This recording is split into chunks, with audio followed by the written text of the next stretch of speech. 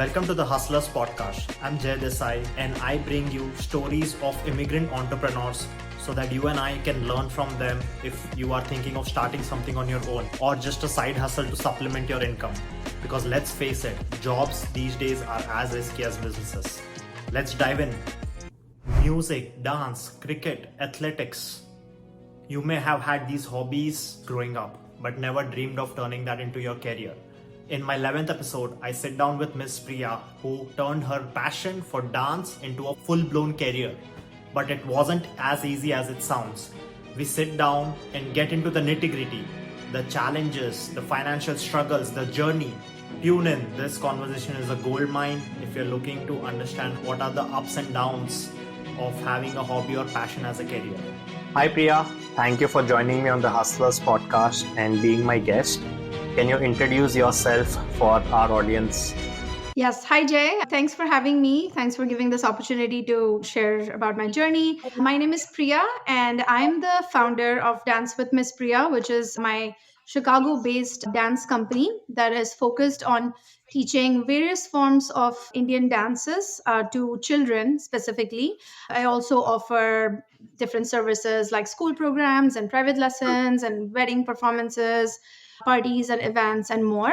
And yeah, I'm based in Chicago. Okay. And when did you get into dance? Oh, okay. So we have to go way back because I have been dancing since childhood. I grew up in a small town called Pilani in Rajasthan, and it was a very diverse campus, like an educational hub. And there were a lot of opportunities where I would go in and watch performances as a kid. And my parents still tell me that I would just get up from the audience and I would start copying the moves from that were going on stage by the adults. And so my mom, I think my parents saw that early. I was maybe 3 or 4 years old. And they made me join Bharatanatyam class, which is, as a lot of people might know, it's a South Indian classical dance form. So I learned that for a good 10 years. I think I just had a natural interest in movement or dance. And I had that really nurturing environment where I got to learn a lot from great teachers throughout school, almost 10 years. At age 10, I completed my Arangetram. Okay. And then there was a little break with like exams, school exams and all of that. But then dance was always part of my life, no matter what phase I was in. Through school, through college events and everything, I was part of the dance team in my university. And then even after I started my first job, I would make time on the weekends. Like dance was priority. Okay. The weekends would be spent going and taking classes. I lived in Bangalore for a few years doing my job. And I joined Shamak Davar's classes. That was my first sort of formal class after the Bharatanatyam training.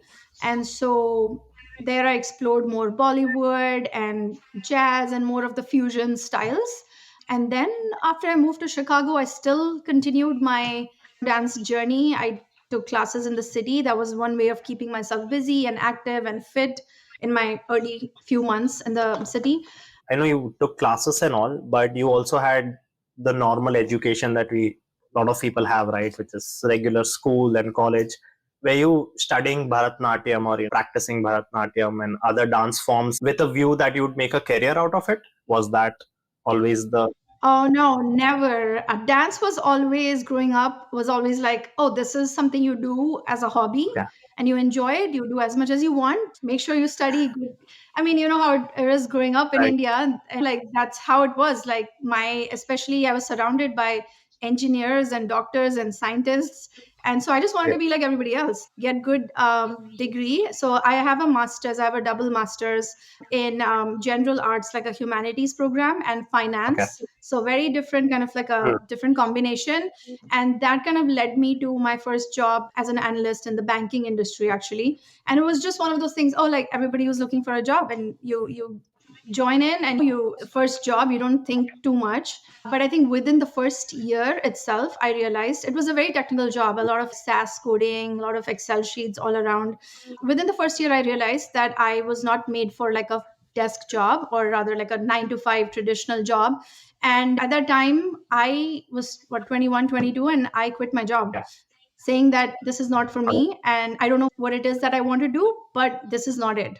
So some people said, oh, that's a really impulsive decision. Like, how can you just quit and whatever? But then there were people who said, that's really brave of you. So So I did that and explored a few different things. It didn't pan out, nothing worked out. But then simultaneously, that same year, a few years later, I got married and moved to the US, to Chicago. And I think that led me to this whole discovery of dance or and like unconventional mm, path as a career option. But no, growing up, I never thought I would be a dancer or a teacher, or I mean, a dance teacher, or let alone like entrepreneurship, business, owning a business. I don't have any business owners, entrepreneurs mm, in my mm. family. So, but I do come from a family of educators. My parents are both professors. So I think I get some of that from them. But yeah, dance was always now as a hobby, you pursue it, you enjoy Interesting. it, but never as a career. That only happened in the last decade when I moved to the US. Interesting. And can you tell how you got into dancing in Chicago? Like, how did you become a teacher, basically? Sure. So I moved in 2012 December. It was winter, 1 week before Mhm. Christmas. It was all that exciting phase. It's like holiday season, festive lights, and all of that. So I was exploring the city. I'm looking to make new friends. I was newly married, so there was a lot of like excitement overall. So I and then dance, as like I said, I wanted to continue that, to find also my community, to find friends, because initially you have a hard time making friends. Where do you find people? And was on an H4 Okay. visa, and I'm still am, and I didn't have an EAD, so I couldn't work. So for me, it was all about how do I keep myself busy, and I started exploring some dance classes. And I took a Bollywood dance class. It was a fitness class. So that is something I'd never done. I'd heard of Zumba and things like that, but I'd not never taken a dance fitness class. So I go in there. It's all people, a lot of Indian faces, and but there were also other people, and it was just like fun way to stay active and make friends. And so that's how the dancing started. And then the one of the instructors, I think, noticed me and then told the founder about me. And then I had a conversation with her. She called me and she said, oh, you're a really good dancer, do you want to teach? I was like, oh, teaching, I mean, I had never thought of that, never ever. And then it was a kids instructor position. So I thought, okay, what's the worst thing that can happen? I can try it out for a few months or something. And then if it doesn't work out, I'll not do it again. Anyway, I couldn't work at that time. So I volunteered. I attended some events and classes with the company. I assisted, even if it was just holding a phone, taking a video, just observed a lot. And I learned a lot from that. So I got a lot of opportunities to be at these Bollywood dance events and festivals, celebrations. And then eventually I started going into kids classes, and I was like, let me see what this is like. At the same, so this is all 2013, happening later in 2013. And at the same time, the founder was having a baby, so she couldn't teach her the classes that she was teaching. So it just, the opportunity was there, and I think I said yes to every opportunity that I got. That was one thing that I think I'm very proud of, that even if it was scary or I had some self doubt, I said, yes, I'm going to try it. I'm going to give it a shot. So I started teaching some of her classes. And it was just all a lot of self learning and a lot of Mm. observing how the kids are responding to my teaching. It was hard in the beginning, but then I practiced, and then slowly I got better and I started getting more confident. So that's how it started. I want to say 2014 is when officially I like started doing some classes.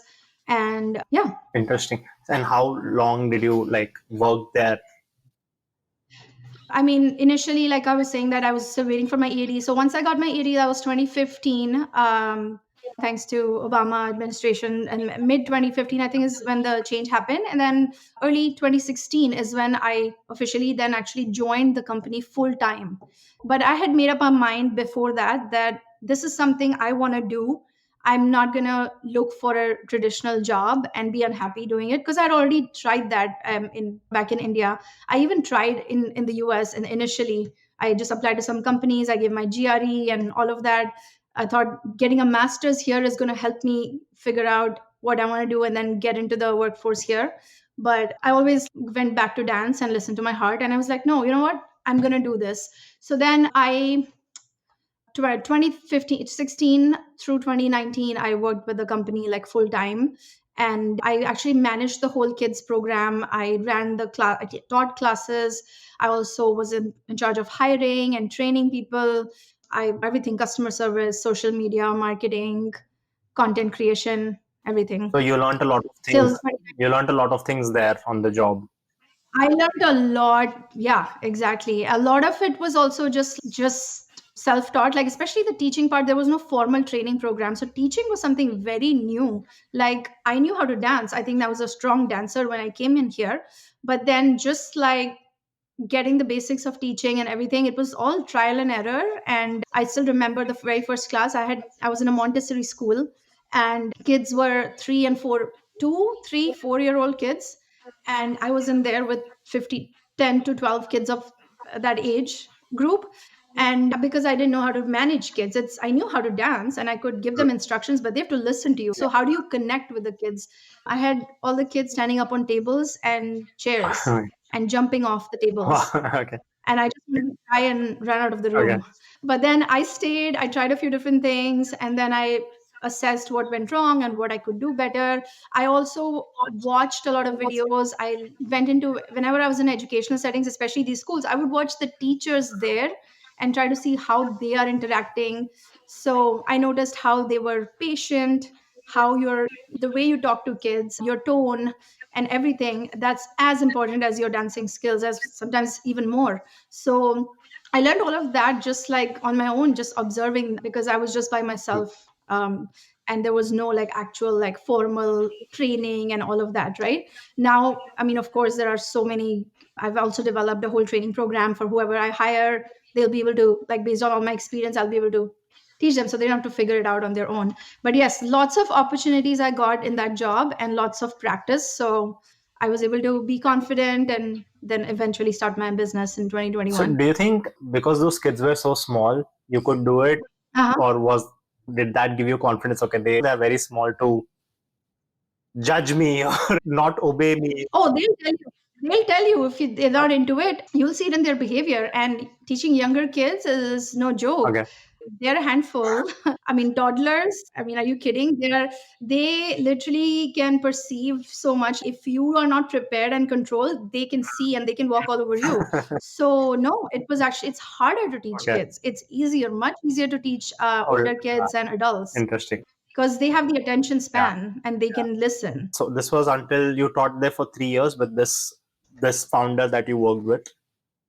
Yeah, it was, yeah, not just teaching, but also actually running the whole program. I was doing behind all the operations and organizing events, recitals, costume management, everything. So yes, I did that till 2019, and I actually got laid off at the end of 2019. And then the pandemic happened. So when it happened, I thought that was actually a blessing in disguise. And that was my time to look at everything that I had gained experience with, and I had added so much of my own, my value to what I was doing as well in the company, that I had the confidence that maybe I could do Right. this on my own as well. But why? What went wrong? Like why? Layoff is a very tech term or corporate job term. Well, yeah, I mean, it's just for cost reasons. That's what the founder, they told me, that this is having someone full time was also a lot. And being in the dance industry, there were like lots of ups and downs with classes. So it wasn't feasible to have someone full time. I was given an offer to stay part time and maybe just teach some classes and not have a full time position. They were trying to cut down on the cost, like the salary and everything, as much as she could and take on some of the stuff on her own. Okay. But then that was not something that I think would have worked for me, because then I would be stuck to just teaching and not be able to do all the creative stuff behind the scenes. And I enjoyed my whole job so much. I wanted the freedom to be able to do whatever I wanted to do. So You were running the show there almost, right? yeah, exactly. And then that is the time when Miss Priya had become my identity. Right. So as an instructor, as a teacher, they call you like by your name, like Miss Priya, right? So that's how that became my identity. And it was like I was completely immersed, and that was more than a job. That was a good amount of 5 years. Were you surprised by that decision when that happened? Yeah, of course, when something like that happens, you're just like, okay, what just happened and what went wrong and everything. But then I came to terms with it. I think it was eventually, the path to for my growth, what would have been anyway, Mm, is what I'm thinking now. I wasn't able to think like this then. But then I took a step back and I assessed everything and I said, you know what? Maybe this is for the mm, best. And I will be able to. Initially, I wasn't thinking about starting my own thing. I was thinking, what do I do now? But then the pandemic happened, so there was a little break. Like there were no other jobs. I didn't think about going to a traditional job again. So this became like a natural path for me after I planned it out and I thought, okay, you know what? I'm going to maybe start with some online classes. But yes, initially it was like a shock. Obviously, everybody goes through that. were you scared because now you lost that job? And then the pandemic Yes, happened where everything shut down. Now you couldn't go in and teach in of person. course. What was that? What was Yes. that phase like for you? What were you thinking? What's going to happen next? Yeah, it was a little bit uncomfortable, uncertain. Of course, I was scared. But, again, I haven't mentioned this before, but like my husband has been my like the biggest supporter from day one since I moved. And he'd actually spent many years in US before me. So he onboarded me. He spent 10 years before we got married in the US. So he was not brand Okay. new. So I think he like really supported me during that time. And he said, you know what? I got you. I'm supporting you, of course, the emotional and the financial support. So I was able to take that break and not worry so much about, oh, I've lost a job now. How do I survive here? So yeah, I mean, we made it work that way, and then I took that time to figure out my next plan. Right. So yes, we all go through those times, but then in that time, you have to be able to adapt and Yeah. see where you can take this. So then how did you start? What happened next? Once the pandemic hit, how long since, quit this or got laid off here and then you started your Right. own? So for the first 6 months, almost. Actually, sorry. Sorry. So why not look for another job? Was that not an option for you? Y- I could, I mean, I did think of it, but then it would again be something. Being in the arts industry, being in the dance arts industry, it's hard. I mean, you have to first of all find the right fit. There are not that many Bollywood dance or Indian dance companies, and pandemic, like who's going to take on another Mm, salaried employee? Like mm, businesses were struggling to right. survive. I mean, you can only imagine a small arts company. So I think this would have happened regardless, like the layoff or whatever. It would have happened, I think, if not in end of 2019, it would have happened in Feb or March. So I think it was just best for me to focus on just looking at my journey and see what I have grown, how much I've grown so far, and use all of the experience I had gained and to do my own thing. So initially, I did not plan it out in a way that I was going to have a company and classes. People are not stepping out of their homes and forget like going into group classes, right? So I was just creating some content from home because I had already done so much content teaching kids before that I was really interested in creating more content online, and that was a way for me to beat the stress Mm, and kind of stay positive. So I was recording videos for kids. So I have tutorials from back in 2020, 2021 on my YouTube. And what I found was on YouTube there's a lot of content, mm, dance content obviously, but there wasn't a lot of content for kids specifically that's easy enough or digestible mm. for different age groups, Okay. or a fun way for kids to learn dances and enjoy it. So I started creating these tutorials. I went to a parking lot next to our building. That's where I recorded my very first video. It's like really bad resolution, but then I learned from that. And then it was like in my building, in my apartment hallway. We had very limited space in an apartment. So then, but I think that's how it started. I started posting my YouTube videos, and I would share them on Instagram. And Instagram was something I never used before 2020. Like 2020 is when I started posting. I didn't realize the power of the stool until then. And it would be just like, oh, I recorded Mm, a video. If you're home, stuck at home, follow this and smile and mm, enjoy. And it was more like just fun thing. I wasn't looking, I was just, but what didn't realize I was doing was I was showcasing my mm, teaching style. mm. And people were noticing that as slowly like things went on. And then I started doing some outdoor classes in summer in Chicago. But since this part where you realized you started recording videos, Hmm. why did you start doing that? Was it as an outlet for you to de-stress, or what were you trying to figure out? I felt that I had just abruptly been stopped or from teaching, and it was taken away from me. Mm. And I wanted to be able to continue the interaction, continue the connection. And in my mind, I had this thing that if I stop and I come back after 6 months, suddenly, if you disappear and come back, people are not going to notice me. Okay. I had that fear initially. So, good way for me to keep myself active and show my face, like show my teaching style, my dance, my talent, was to use social media, because people were on devices, people were using screen time for kids, right, at home, to keep them engaged. Yeah. So I started doing that. I mean, nothing could be monetized. I was making $0 and like negative, actually, because I was putting in so much time, energy, editing. I was getting all these outfits to wear for the videos, and you can't monetize YouTube content because it's Yeah. Bollywood music copyright. So anyway, but yeah, that was the thing that I wanted to, and it gave me a lot of joy to just do it without even audience. I imagined the kids in front of me like I was teaching them. Mm. And I was getting like comments and requests for virtual lessons, Mm. like right away from April or May. And that's when I discovered this online teaching platform called OutSchool, and I started teaching there. So you started posting videos. That was the.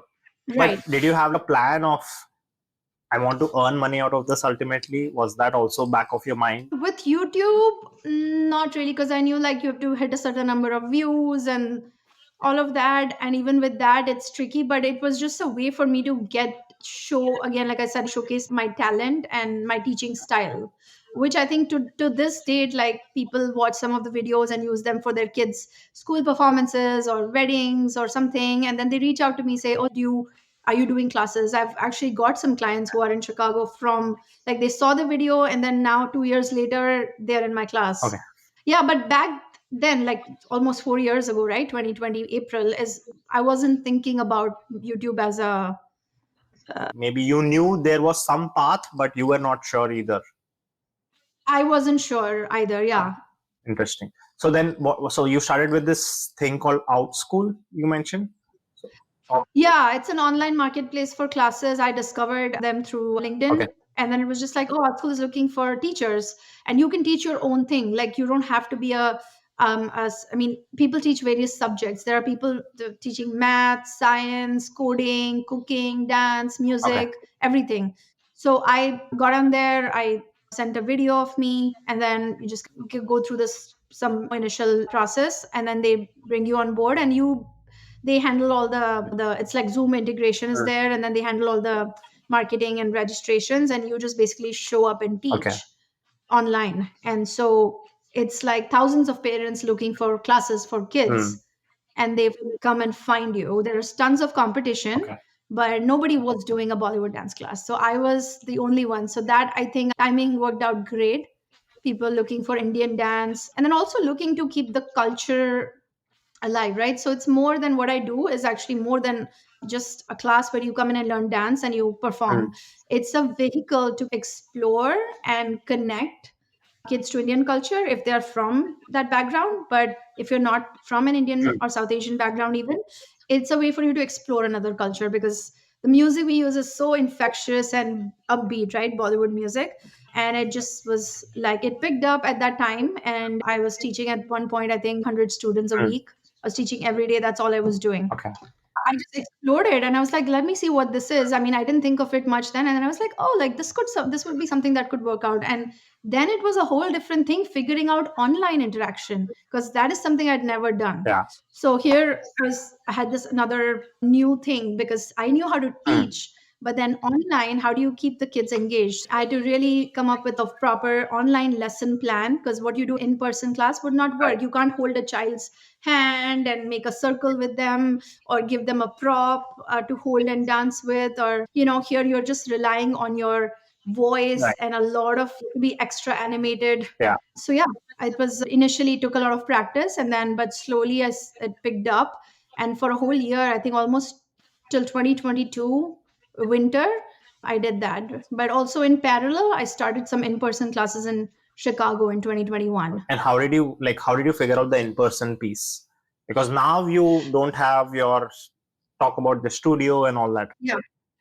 In terms of studio, even now, I don't own a physical space. So I rent from dance studios in the city, and I also teach in school, Mm. like on school premises. So I have two different studios that I rent from. And that's something I decided right away because I don't want to get into the whole owning a space. There are so Yeah. many risks involved with that. Of course, that's something people do. But then for me, it was like I'll go into different neighborhoods. Chicago has so many neighborhoods. And so I would be able to expand by traveling to these Okay. different neighborhoods. But So I so online you found this platform, Outschool, but uh-huh. offline, how did you go about finding students? So through, I think through social media and just people who had been parents who had been following me for a few years through some previous classes that I was teaching, right? There were people who were following me. And so I didn't like really doom in the sense I posted in my social, I posted my social media and say, hey, I'm going to start some classes in Chicago. And then I posted on social media and I just had people reach out because I'd also been posting and been active, which is where this whole YouTube thing came in really useful because I was sharing Right. my videos on YouTube and Instagram, right? There were only 4 or 5 people who came for my class. And initially it was just like, oh, can I just break even? Because I'm paying the studio one this much per hour. It's an hourly rental. Let's say I'm paying whatever, $50. Can I charge $20 per student? And that way Mm. I'll just cover the cost of the class and I'll get started that way. So it was important to start small like that way. Mm. And then those friends, they told like 10 other people, and then So you the just, next thing I was, yeah, you just posted on social media without, you posted saying I'm taking classes, but you did not have students yet. Is that how you approached this?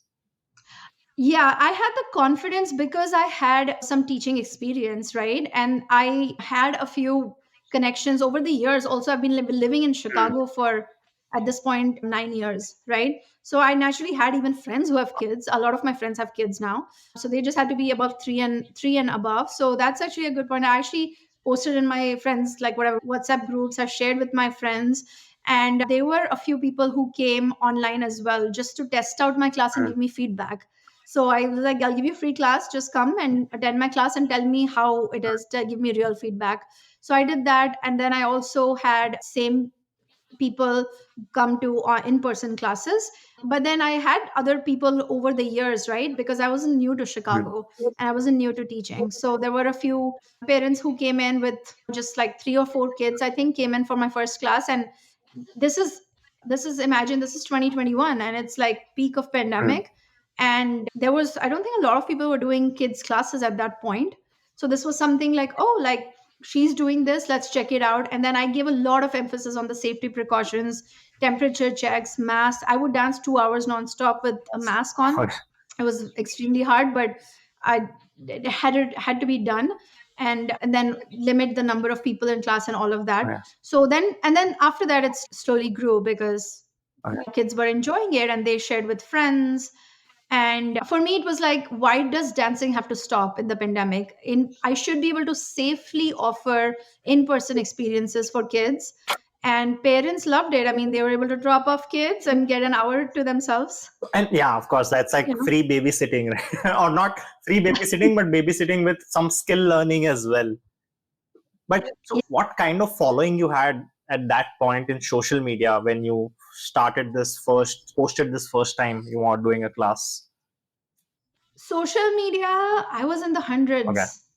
Um, and I think very early on, I was trying a lot to reach out to, I was following certain influencers and I was like, hey, can you share my class? I would just not even engage with them. I was like, hey, share my Mm. class. And I was doing all of that. And some of them were nice enough to like talk about my class. If they had watched my video or something like that, they would share it. But other than that, I never had like a wow, like a growth moment on social media. It was very slow and steady. I would notice the times or weeks when I would post consistently and I would post more of just me dancing, Mm. I would get a lot more views than when I was trying to obviously like just promote Mm. a class.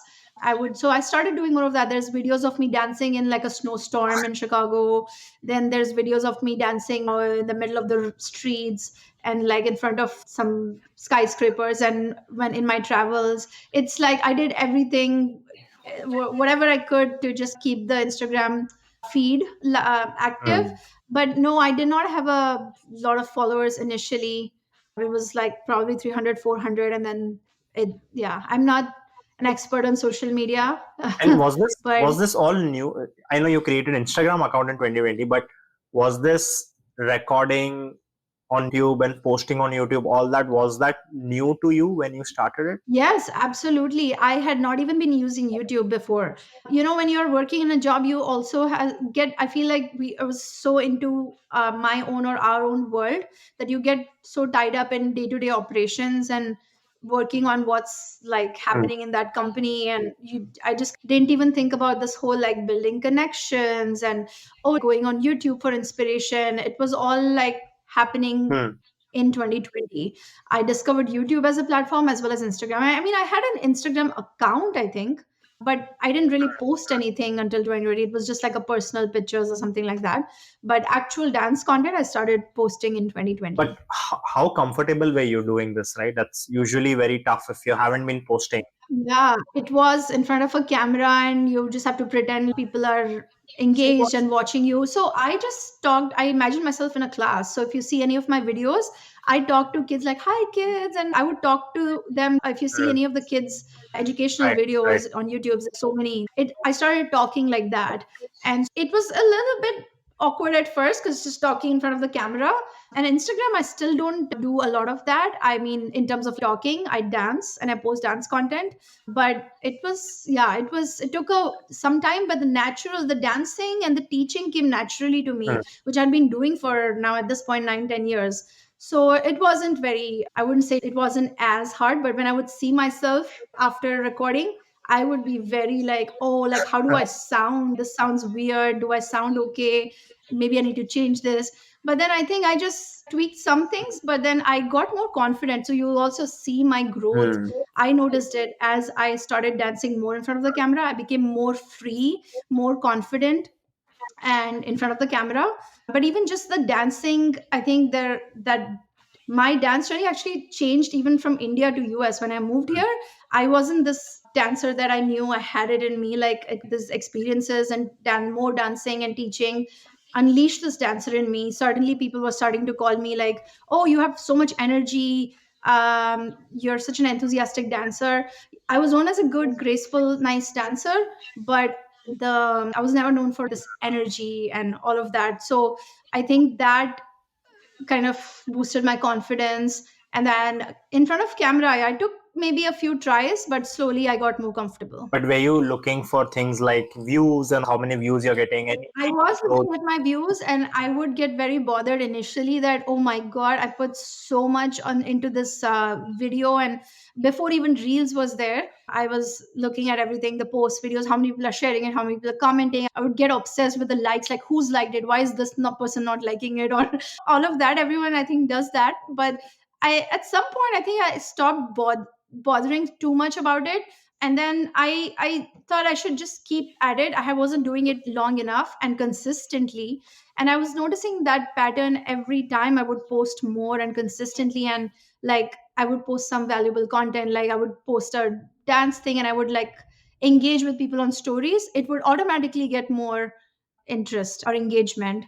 But yeah, initially, but I didn't do anything. I have never fallen for any of the get these many followers or Hmm. boost your views, pay this much kind of a thing. What kind of content Yeah, worked for you and what kind of content didn't work for you? the content that, surprisingly enough, I mean, it's annoying also sometimes that the content that you don't think too much about and just record or post Hmm. does really well, and something you spend hours on doesn't do well.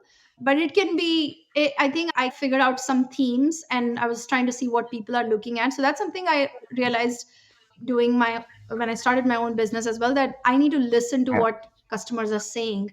Parents are looking for specific things. So initially I didn't listen to them and I just in my own world, oh, like I'm good at this, I'm going to do this and keep going. So I started listening. People were asking specifically for more like tutorials, more like hook Hmm. steps or something. And so like those things I like started focusing more on Yeah.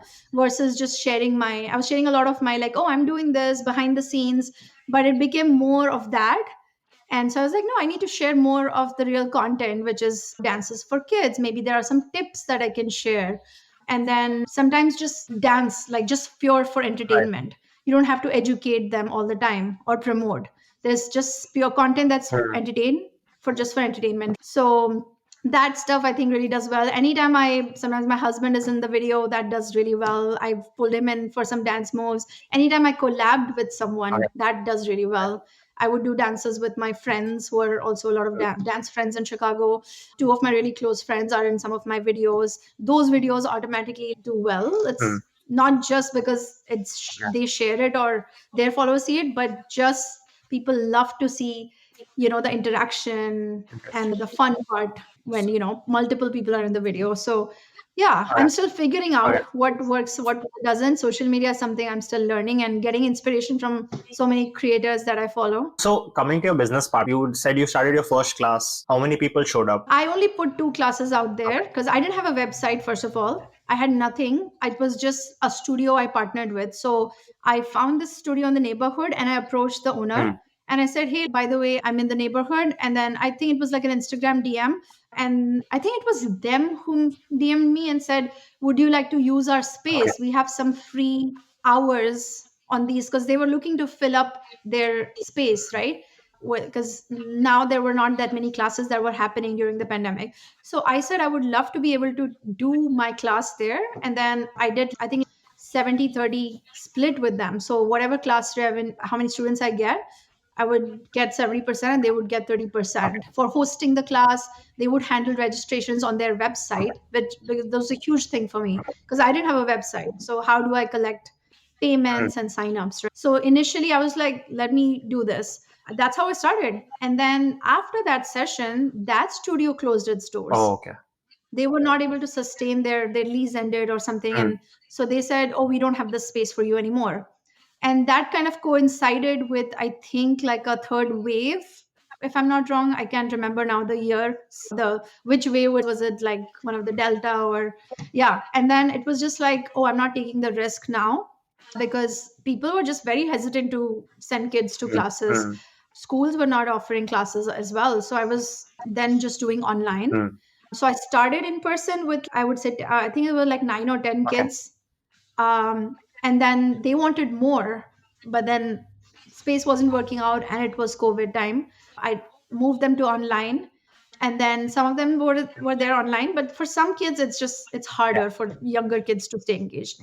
But yeah, that's how I started with a dance studio in the neighborhood. So then the Delta wave came. What was next for you? Yeah, I think after that it picked up in the sense after summer, and I people were ready to come back to classes. People were already asking me, those Hmm. 10 people or 15 people, they were like, when are you posting the next session, when is it? And parents are always in that mode of Hmm. planning that 6 months in advance, signing up for your extracurriculars, signing up for camps, childcare, whatever. So that kept me on my toes, and I was like, I need to plan ahead. And so it's like a semester base that I offer. So I offer a fall session, then I offer a winter and spring semester. So when a kid signs up for a class, they're doing a full like 3-month program. Right. And there'll be like a bunch of dances and cultural content and perform at the end of the session. So then, yeah, I started approaching some studios in the summer and started renting from them on the weekends. It was only Saturdays to start Okay. with.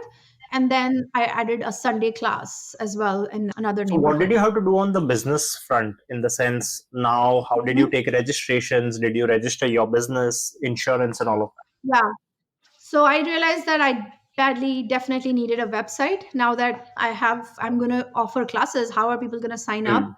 I can't just ask them to send me Zelle, Venmo, or fill out a form. And like, I wanted to make it like official. So I actually registered my LLC in August, almost 3 years ago now. So and I just had to come up with a name. I didn't give it much thought. That was the name of my YouTube channel, Dance with Miss Priya. I said, okay, I'm just going to go with that.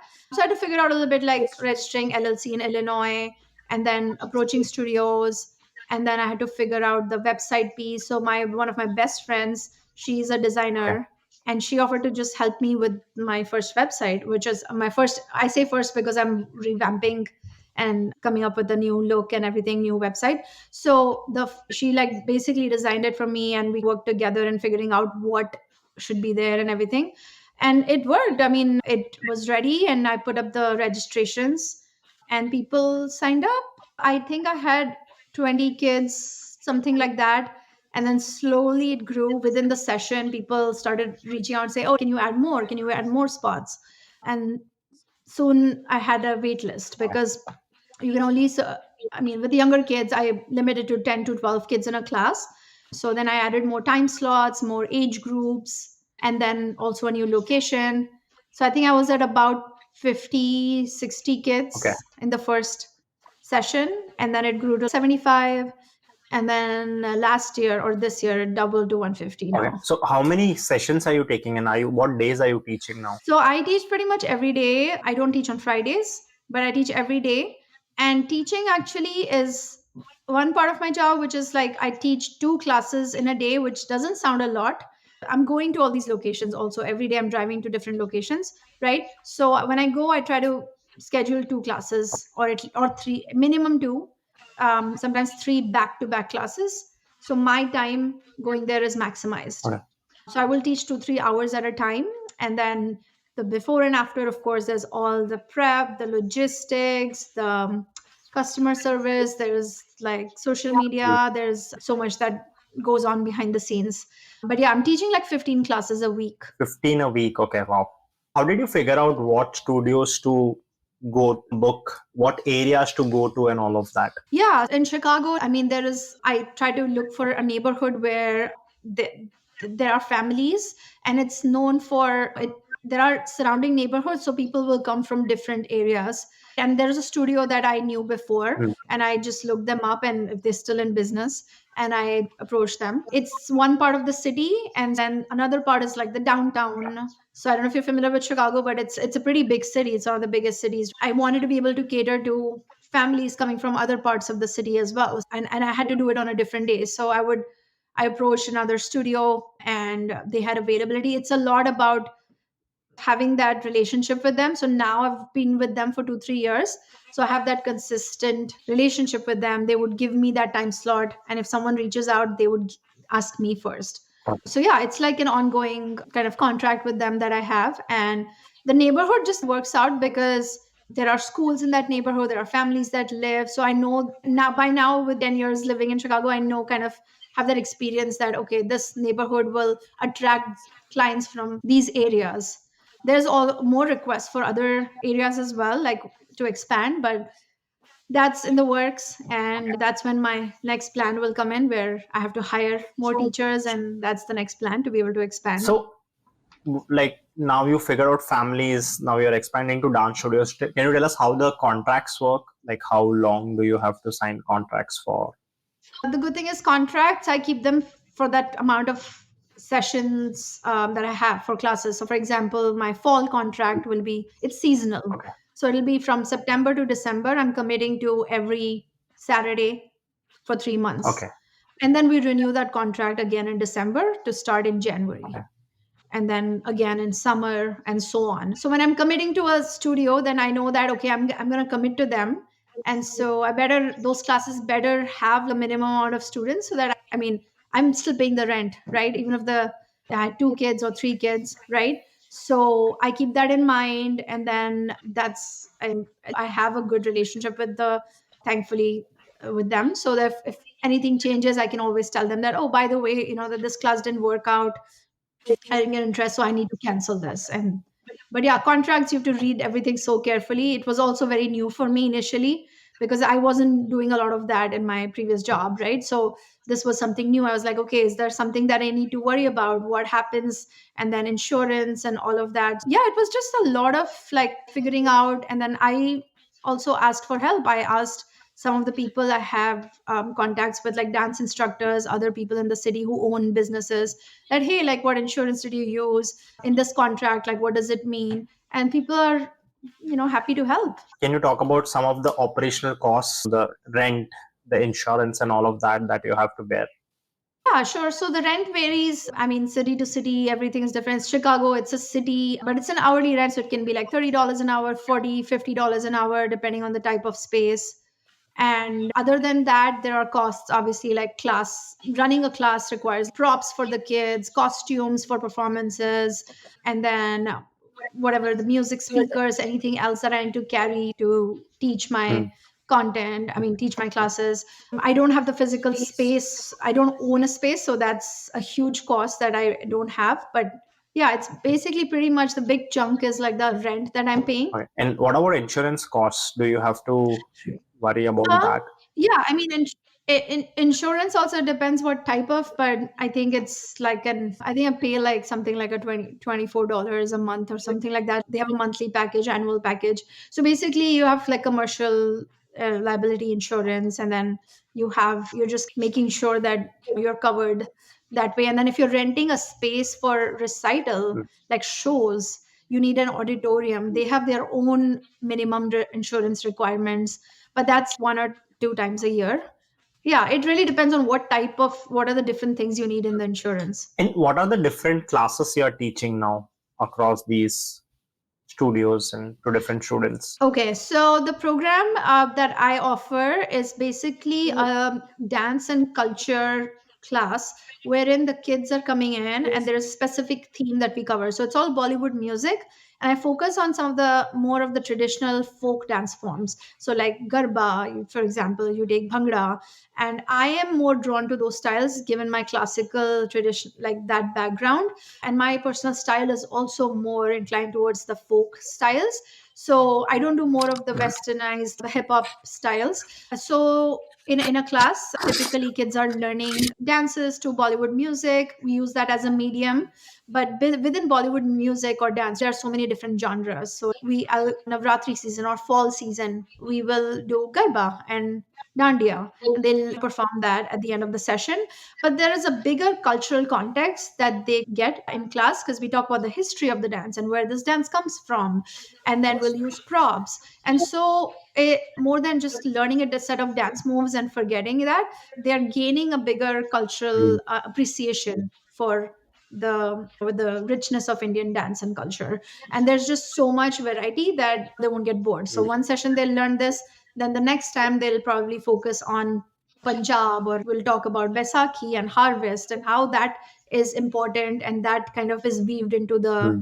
dance form that originated from the Okay. farmers, right? So like it's all done in a very seamless way that I'll show them videos of Bhangra dancers in a Hmm. class, and then we'll simulate playing dhol. Maybe I'll give them some ideas to try at home, some arts and crafts. So it's like a very cultural experience for them. So that's what I think is exciting for them, because they want to be able to experience Indian dance and culture in like an immersive way. And what are students coming to you for, or what kind of students are coming to you? Sure. Families come to me, students come to me for learning Indian dance, specifically Bollywood dance forms or using Bollywood music.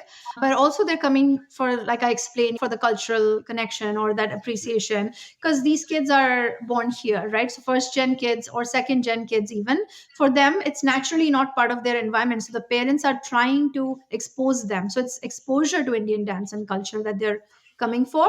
And at that young age, 3 4 5, and then as they grow older, they're genuinely more interested in dance itself. So they're exploring, they're doing tons of other dance classes as well, so they're looking to gain more experience maybe with a different dance form. And so it really depends on the age group what they're coming for, but most of them are coming to stay connected to their Hmm. roots, which is Indian culture and learning Indian dance forms. But the interesting thing is that I am very proud of this, that I have kids, actually quite a lot of them, who come from non-Indian Hmm. background. So they are in my school. I go to certain schools for teaching after school programs, and there I have a whole mix. So for them it's a way to explore another culture, right? And dance is that very easy, very effortless, fun way for them to explore a culture. It's fun, it's interactive, it's active, they're getting energy out, and they're learning about a part of the world that they wouldn't have otherwise What are the in different their home. audiences you're teaching? So you're doing your own studio. You mentioned something about Yes. school too. So through my studios, through the parents who started coming to my dance classes on the weekends, they are the ones who introduced me to their schools. Okay.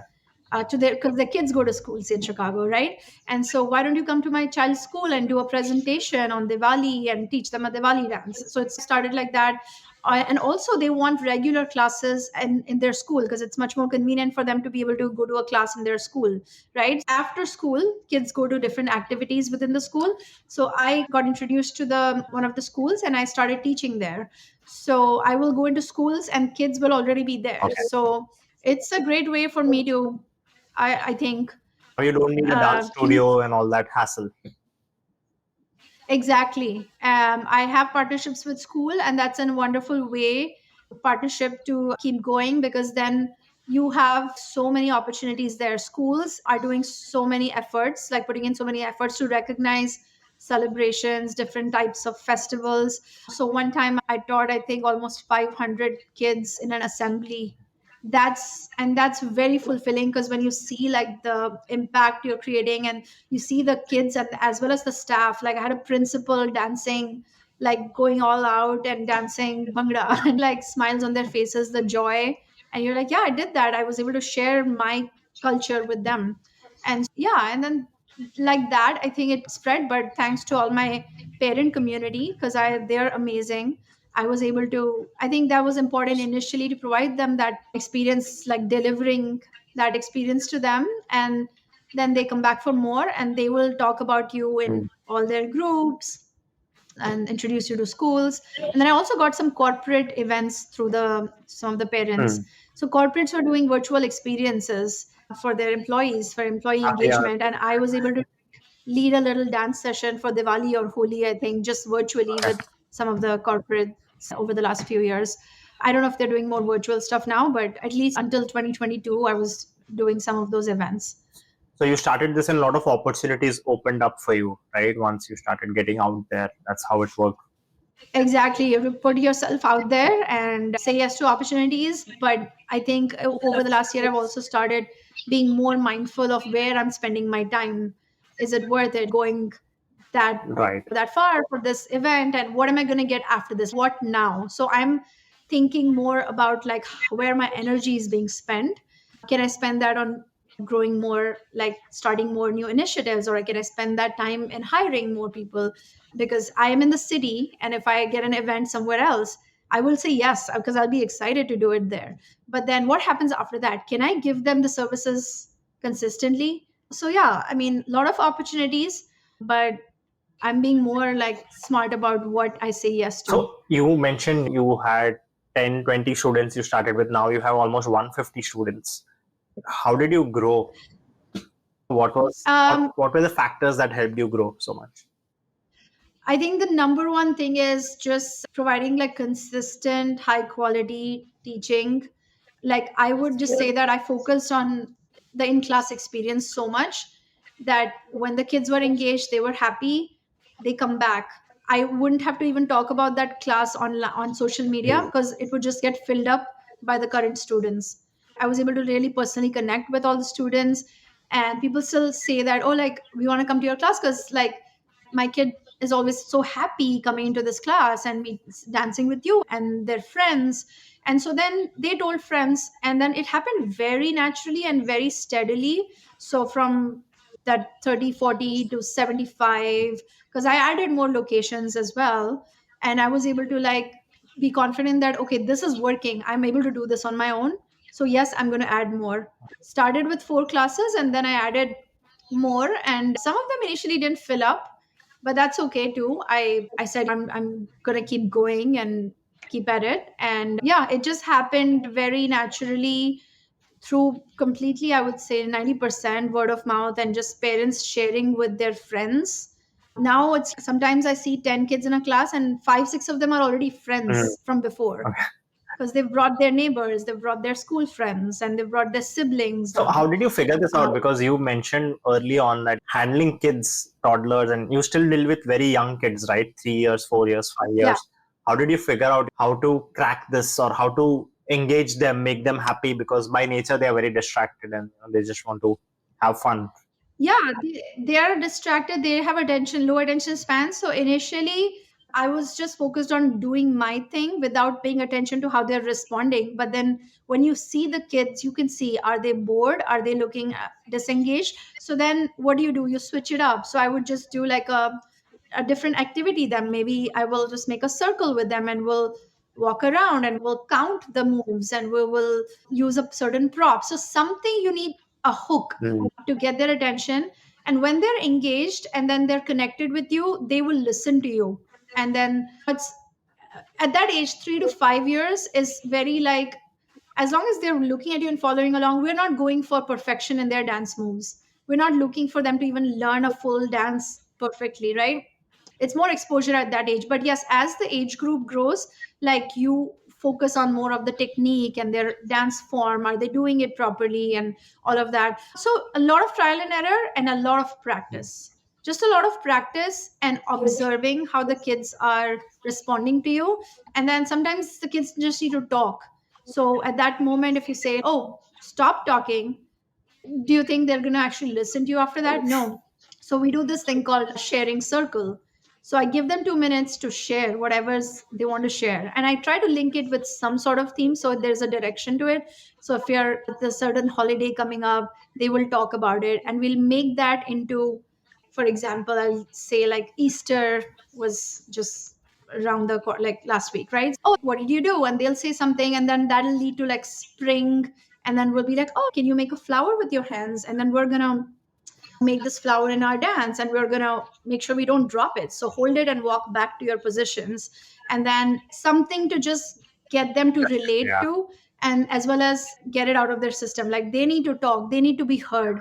So I think it's more like trying to just keep them engaged and meet them where they are versus where you want them to be. Mm. So it's, yeah, it's a little bit harder to explain theoretically, Yeah. but No, I I understand. hope you get the idea Yeah. that you just have to make it a fun experience for them. At the end of the day, what do parents ask, right? If you ask your kid, you're gonna say, did you have Yeah. fun, right? In class. You come back from class. So did they have fun? That's number one. And then yeah, they learned something, and but it's a process. They're not going to be like really strong dancers or amazing performers within a day or within a session. It's a process. But yeah, I think it was just a lot of practice, a lot of persistence, a lot of patience, And all of what kind of investments you had to put in this business once you started? Can you talk about different areas of investment? investment in terms of like you mean like financial Yeah, investment? what was one thing that you have to pay? What are other things that you had to invest for in this business? In terms of investment for like in-person classes, yeah, rent was the big one.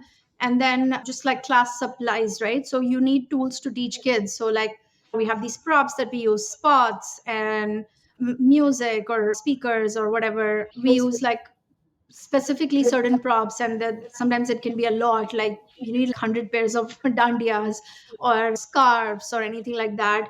So yeah, class props, class supplies.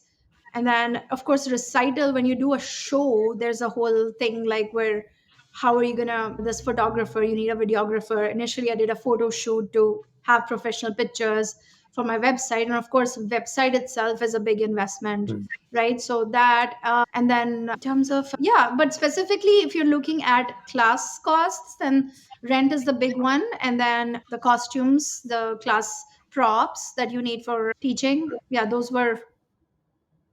Interesting. Okay. And now you are expanding, right? One of the things that you mentioned is you're expanding. So what is your plan with that? How do you keep up that quality and that the experience that you provide with hiring new people?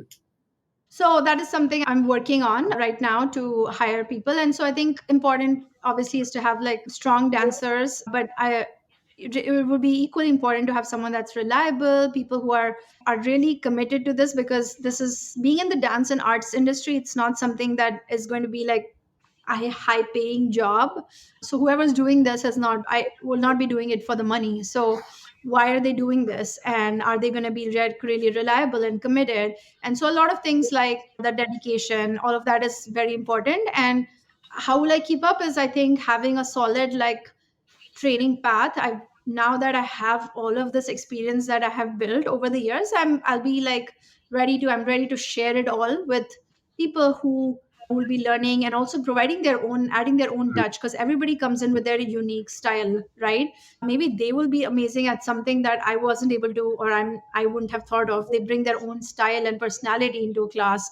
And so someone who genuinely can like bring in their personality into class, but also be willing to learn, and like the quality will be maintained with the training and a lot of practice. What do you gain out of this if you expand? You are already doing your job, right? You're teaching, you're having fun teaching, you Yeah. running your own business. But when you bring in other people in your profession specifically, what do you gain out of it? Other than maybe money a little bit, but what are the other things that you're thinking of? Why would it help?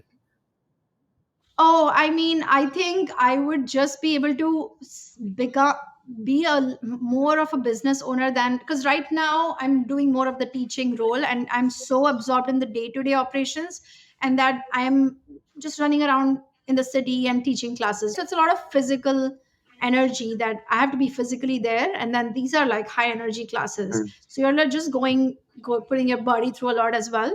But I have all of these ideas and initiatives that I want to work on, new initiatives. I mean, I want to foster a sense of community through events and some experiences. Right now, kids come to classes, they do their classes and performances, and then they're done, right? There are a lot of things I want to work on, so many ideas, but then sometimes I just don't have the time or energy. So I feel like I will be able to not teach 15 classes a week consistently for throughout the year, and have be able to expand to different neighborhoods with that new teachers. And then there are so many other events that come in during the weekend. I have to say no to them because I am teaching physically.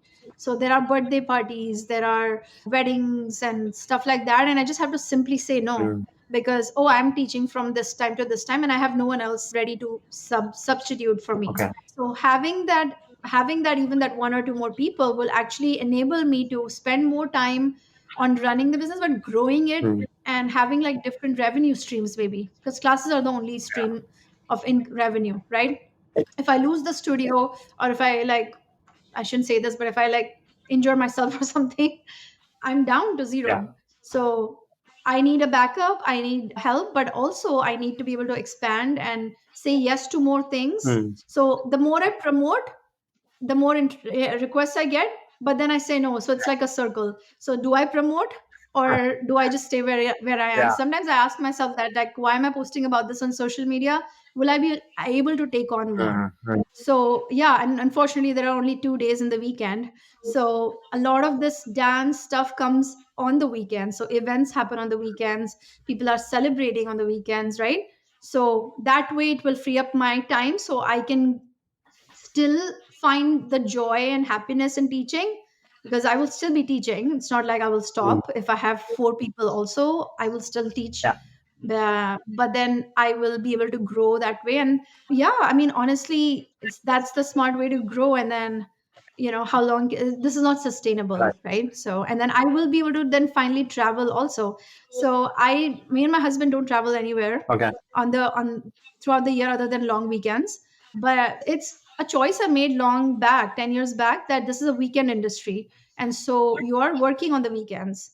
Like out of 150, like 100, 120, 110 students I teach on the weekends. Okay. Wow. So there's a very small chunk during the week. And what kind of events do you help with? Do you create your own events or do you get events?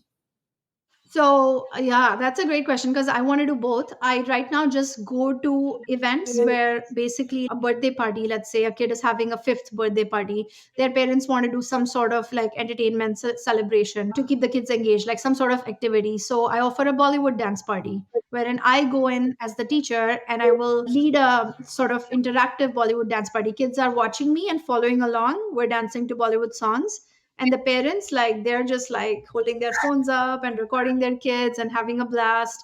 And then the birthday party ends with cake cutting or whatever. So birthday parties are one.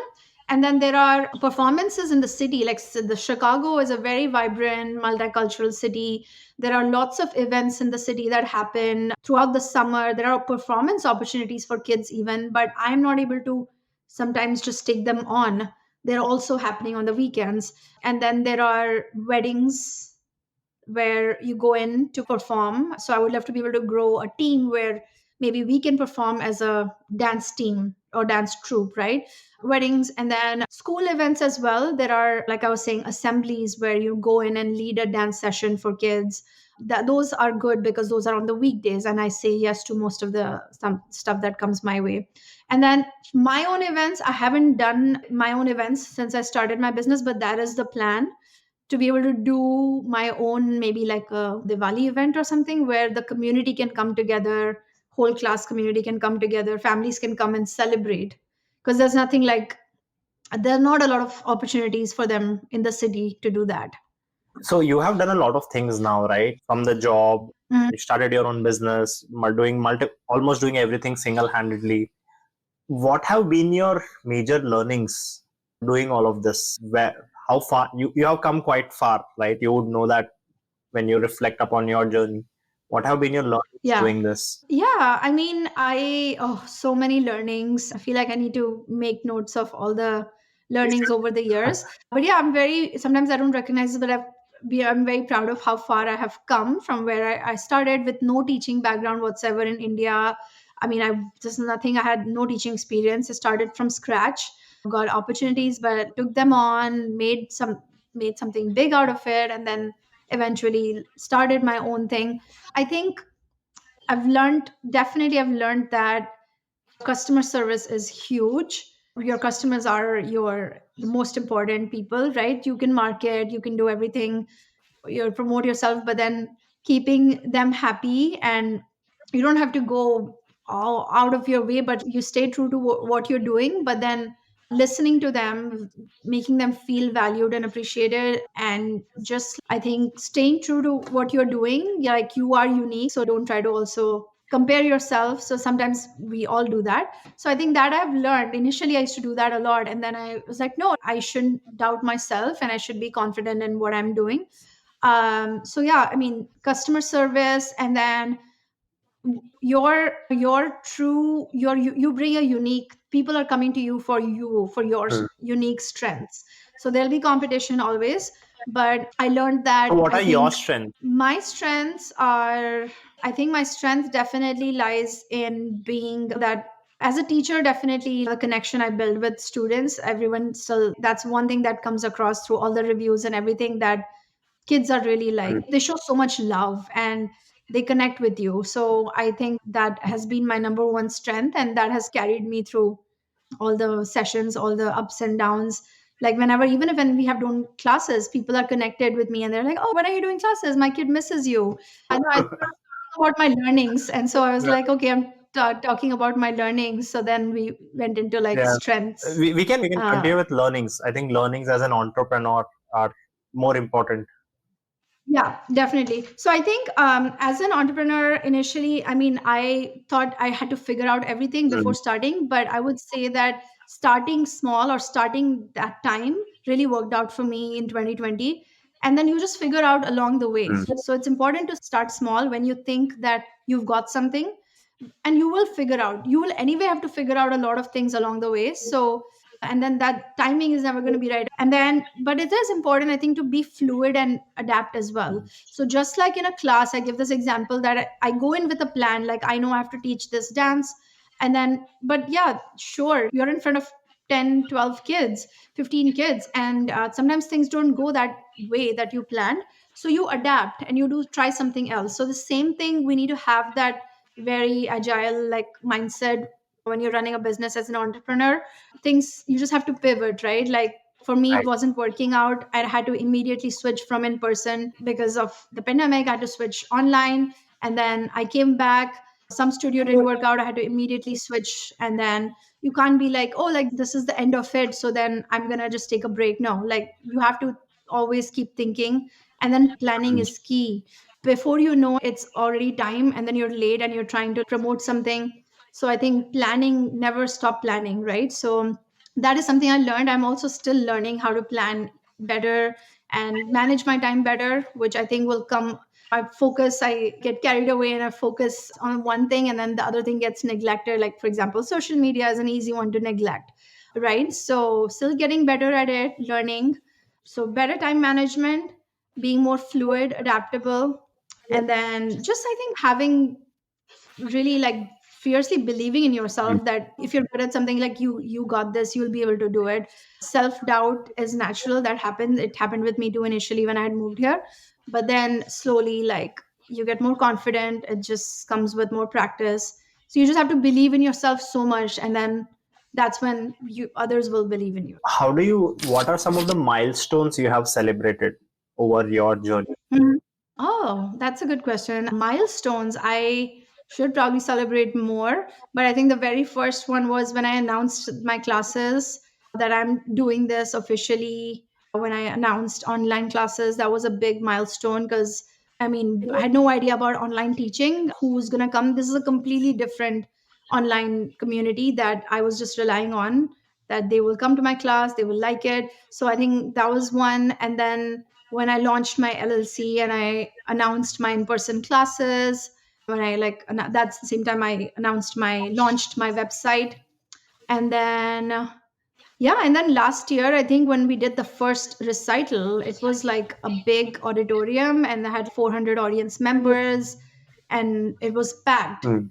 And so I just thought to myself that night, oh, like I thought I couldn't do it, but here I am, and look how far I've come. So like that was like a really big milestone after the pandemic, especially like being in a large space, hosting a big show. And I was also teaching the kids, dancing with them on the stage, but I was also running everything behind the scenes, like all the logistics, the ticketing, the costumes, everything. Okay. So yeah, ever since I started, I would say those Okay. three would be big. And are there any financial milestones you have achieved that you are proud of? Just running Uh, this successfully or profitably and all that. well, I mean, I always think, oh, like I wanted to be like everybody else when I was growing up in India. Like I would think, oh, having a good job, having a big paycheck and home and car and friends and happy life. Well, I think I would say that I have everything now except the big paycheck. Because being in the dance and arts industry, that is something I think entrepreneurs, if they're getting into the space, they should know. It's not a high paycheck job, and not at least not initially. Just it is the type of industry, dance and arts. That's how it is, and it is gonna take you a while to figure out the. That's why it's very important to I think diversify your sources of income, which I am still getting better at figuring out the different income sources and everything. Classes are what I am have right now. So no, right now I'm not financially independent fully yet, but yes, I have grown from last year to this year. I've pretty much doubled what I was making, but then it's obviously like it's a work in progress. I'm in the process of setting some goals, and that is something I think it's very important to do in the beginning and keep track. I'm getting better at it. I wasn't doing it initially in the first year, and now I think I'm getting more like aware that okay, hey, you know what, let's set these goals. How are we going to meet them? Okay. What Is classes the only way? Can I add more stuff like what's that? like your goal? What do you want to achieve in the near term future? Well, I mean, I just want to be able to say that I should be able to leave. I mean, I don't have a number right now in mind, but if that's what you're asking, but I want to be able to make classes happen when I'm not here. Like I'm traveling and the business should be running, money should be coming in. Mm. My physical presence every minute of the day should not be Correct. needed. That's something I'm working on because I think that will be huge. Mm. Because right now that's what it is, right? Every single thing is controlled by me, from website edits to email schedules and social media and everything. So I want to be able to be in a place where I can sit a little bit more comfortably at peace and say, oh, this is running.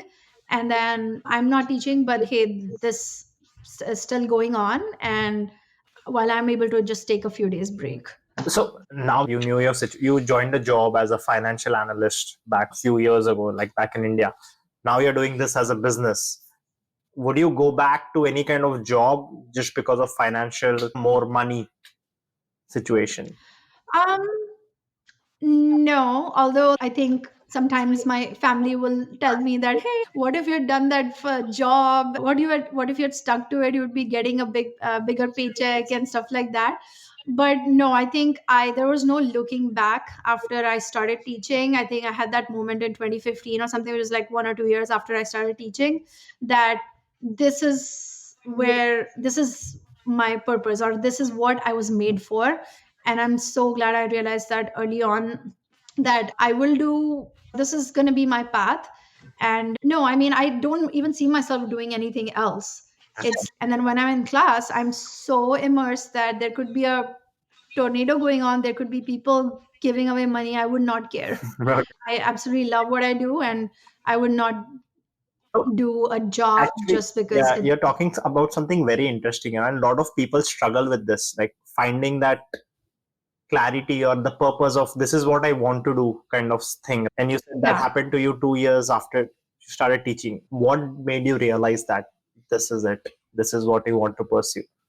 So yeah, I mean, initially, like I said, it wasn't there, because I was like, oh, like the kids are not listening to me or whatever. So initially it was just, I think it was one or two classes where people came out to me and they said, oh, you know what, I think this is the best dance or best outcome that has Mm. come out of the session. You're really good, are you trained or something?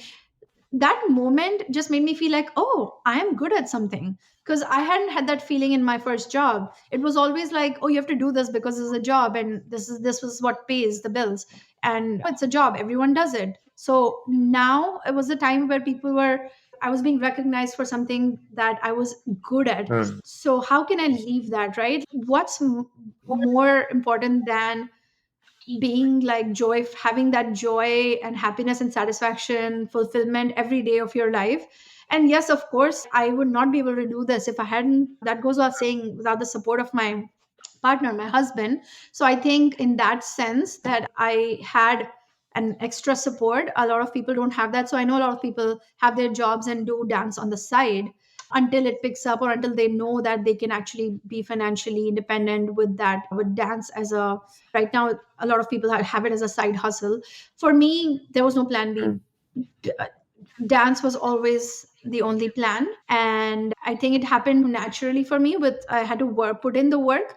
But then it was just, it made me realize, as I taught more and more, I started seeing the influence, like directly I was able to see the Mm. impact I was creating on young kids. And I have like parents and grandparents coming to me after classes and saying that they are so proud of what the kids are doing in their class, and they are proud of their Indian culture, even though they're growing up in the US. And so you are helping them, you're having that influence on them.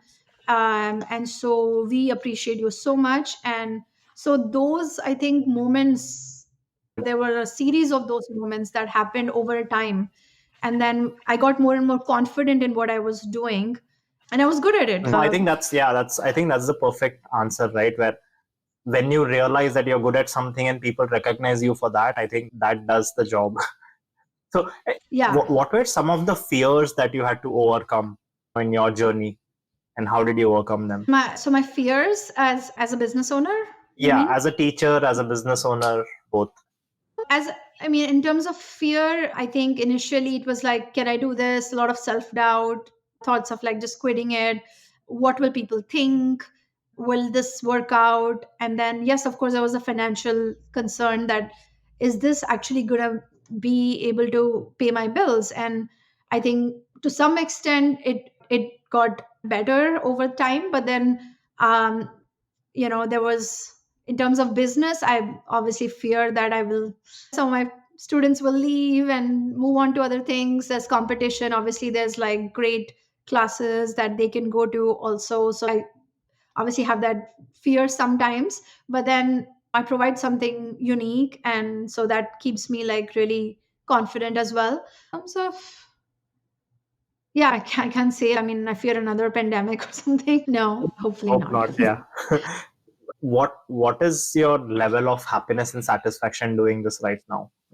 On a scale, if you could rate. Okay. Happiness, yes, a lot of joy in my life. I've got these little kids who come running to me and give me hugs. I mean, yeah, how can you be sad after that, I guess? It's not all days are great days. There'll be some days where things won't work your way, and there'll be some feedback that come in. I'm running a business, so there'll be like things that I will have to handle.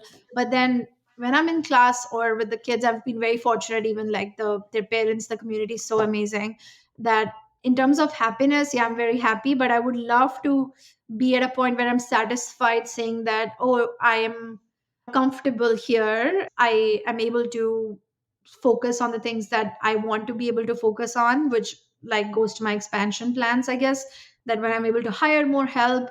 Right now, I feel very restricted. I can't just take off. Even when I had to go to India recently, I was scrambling to find someone to cover for my classes, and I had some friends help out. I still had to end up canceling some classes and offer refunds, which sucks for any service owner, any business owner.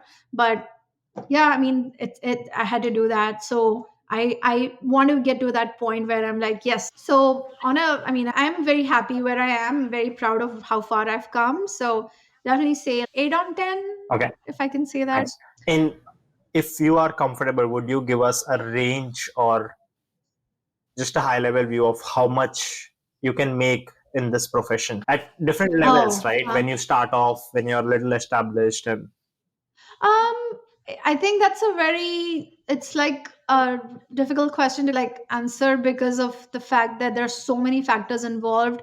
It depends on what you're doing. I mean, dance class, what type of industry? I think focus definitely on trying to keep that cost low, which for me, initially, I was keeping not doing that. I was just like, I need to provide like out of the world experience for the first session. So without thinking of the cost, I was like investing in class materials. Like I made these, I think we celebrated Holi or Diwali, and I got tons of things for the kids. Mm. And I just want to make them happy. I'm like, who's paying for this? Where's the money coming from this? So I think just like keeping costs lower and just trying to keep an eye on what you're trying to do, like expenses, because they can really shoot up by the time you look at the end of the year, and then that leads to frustration whether you even broke even, right? I think the first year I broke even barely, and then second year is when I started Right. slowly. So yeah, unfortunately I don't have a range. It's hard to say that, but I would say just keeping that in mind, that hey, what am I putting in? Am I going to be able to recover that, and how can I provide still Okay. the experience without breaking your bank? So I ask this in different ways in different professions, but an average engineer salary for someone in US is $5,000-6,000 a month. Would you be able to make Okay. close to that?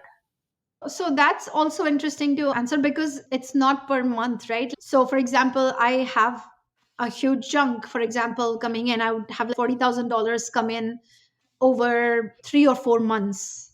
I mean, you can calculate, but then there will be nothing for the next 3 months because it's summer. So it's like goes up, comes in chunks. So at the beginning of January or in December, I would get enrollments. Let's say kids are paying whatever $300 per session, something like that. And this is all public information on my website. Like anyone can calculate 150 students times that much with all the charges like card fees and Stripe fees and everything taken off. Then I offer sibling discounts and everything. So anyway, the point is to say that for 3 months you'll get that much revenue, and you have that much cost from studios and all the other class expenses. So what you make at the end, and then that's what you make. And then for April, May, June, and July, there's nothing coming in. So you're relying on what you got to pull you through. So yeah, and then the way to solve that problem is to have a steady source of revenue. That's why you need to have these other sources of revenue, private lessons or whatever, performances, events, and stuff like that. So it's hard to say like per month. Yes, you can do a calculation, take that chunk and put that across. But yeah, no, there is no steady Yeah, monthly got it. paycheck coming in. And that's the nature of business, I guess. Yeah, and it's not kind of a per sale thing, right? Mm. So yeah, I mean, I don't do drop-in classes even, so it's like a big semester revenue that comes in, and then that happens 3 times in the year. So like a quarterly income almost. Great. I think those were the questions, Priya. I think thank you for sharing so much. And it was really great talking to you, and thank you for your time as well. Good luck with your events. Thank you. And thank you for this incredible opportunity and giving me a platform to share. I hope at least some of the information or journey that I shared would be like useful to someone who's listening and watching. I'm still learning a lot, and that's how it is. You learn. There's never an end to Yeah, learning, right? yeah, definitely. And that's the hope, right? Share these learnings with someone, inspire someone else too. And Mhm. because everyone who is not an entrepreneur thinks, wait, where do I even get started? How do I get started? Things. I'm sure you would have gone through all of that. You overcame all of that. Yes. Yeah. Yeah, exactly. And I have actually learned so much by listening to your podcast episodes from different fields. Like you're talking to so many different people. And so it's so inspiring to learn from them and watch their journey as well. So, yeah, you're doing an amazing job of sharing everyone's Thank you. stories. Yeah, I'm surprised. I have learned so much, and I haven't done anything yet, but I've already become so confident that yes, I can do. Even I can be an entrepreneur. I can do something of my own. That's awesome. Yeah. Okay, thank you so much, Priya. These days, we hear a lot about learning to say no, but one key learning from my conversation with Miss Priya was learning to say yes early on to a lot of opportunities. You never know what door might open up, and this is a definition of a hustler for me. So, what did you learn from Miss Priya's journey? Share with me by commenting if you're listening on Spotify or YouTube, or you can reach out to me on pod.dhustlers@gmail.com or connect on Instagram at dhustlerspod. I will link the details in the description. Thank you for tuning in.